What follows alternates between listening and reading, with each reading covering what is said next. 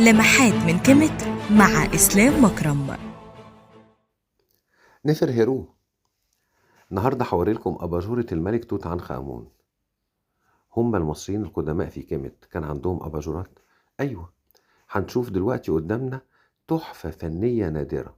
مش بس نادرة، دي قطعة وحيدة مفيش زيها اتنين، يعني اللي عملها ما عملش غيرها. هي مصنوعة من الألاباستر ومرسوم عليها الملك توت عنخ آمون جالس على العرش، وأمامه زوجته الملكة الشابة عنخ إس إن آمون، دي بنت الملك إخناتون وبنت الملكة نفرتيتي.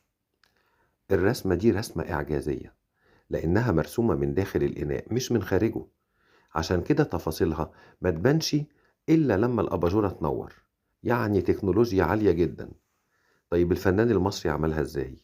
هو عمل الأباجورة من طبقتين، رسم على الطبقة الأولى من الخارج وبعدين حطها داخل الطبقة التانية، فبانت كأنها مرسومة من الداخل.